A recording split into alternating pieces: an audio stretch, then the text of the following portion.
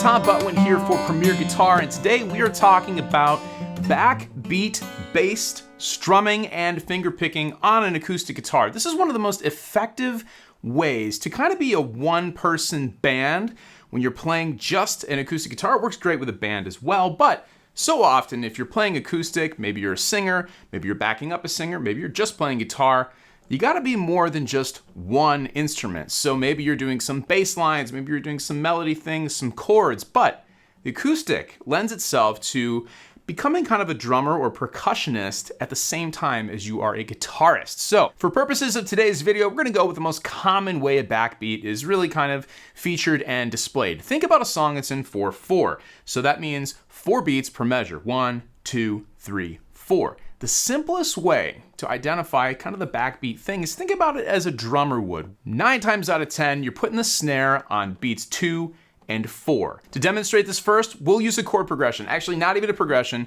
just a single chord. So grab your favorite G chord shape and try this.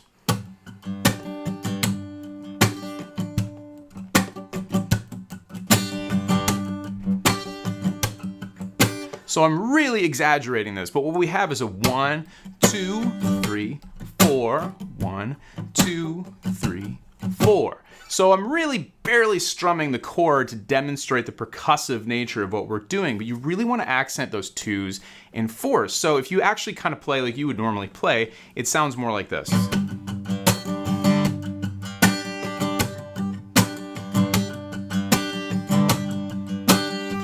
Contrast that with just strumming.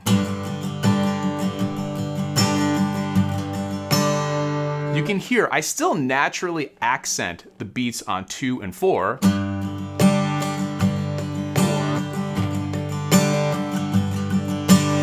But it's different than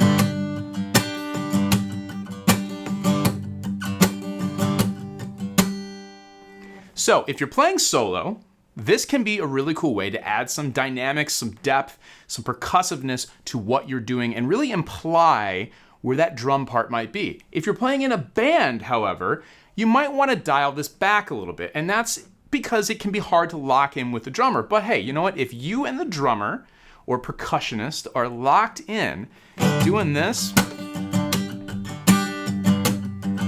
with the drummer can be really cool. So let's take it one step further. The acoustic, especially electrified acoustics, if you have an under-saddle pickup, allows for something really cool that you can add on the 1 and the 3. Traditionally, that's where a bass drum would be if you're playing a drum part that's kind of simple for a progression like this. But if you take the palm of your hand and you can actually do this, okay? So you become the bass drum, and then that accent you're putting on the 2 and 4 is kind of like the snare drum. So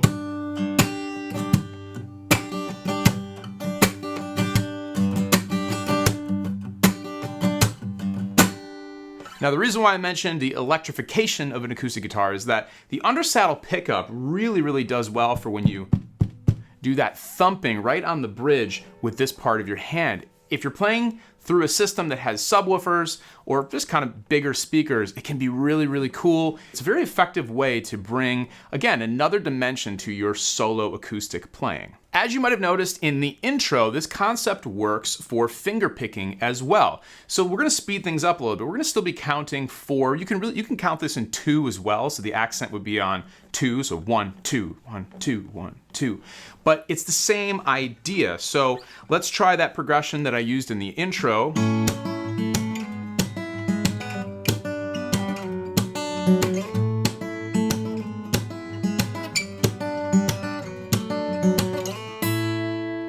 Same thing, okay? We're doing a little bit less of the bass drum here. It's kind of this like, you know, train track kind of thing that you get, you know, you tell a drummer, hey, play the train thing. That's sort of what this is here, but you can hear it again.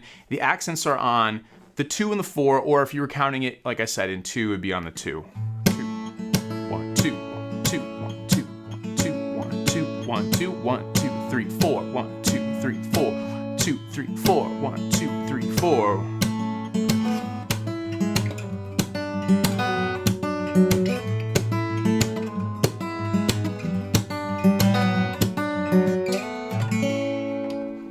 The concept can really be applied to a lot of different progressions, a lot of different fingerstyle patterns. Really, the sky is the limit. And again, the best way to employ this, I think, is when you're playing by yourself. All of them can be used in an ensemble setting, but you've got to be really, really accurate and really tight and consistent with your rhythms to be able to do that so things don't start to clash, because that comes through, and if you've got competing things that aren't really lined up, it's not going to sound very good. But that is the key to doing all of these things, is I would strongly recommend that you play to a click track or a drum track or along with a song that you enjoy, because it holds you accountable.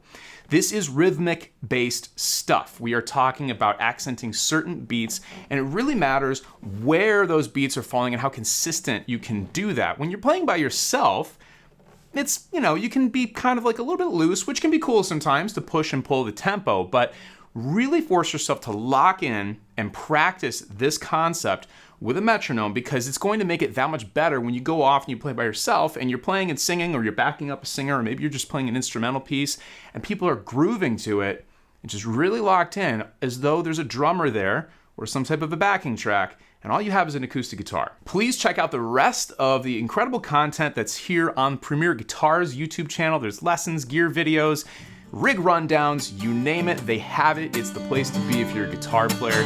Keep playing, have fun, and I will see you in the next video.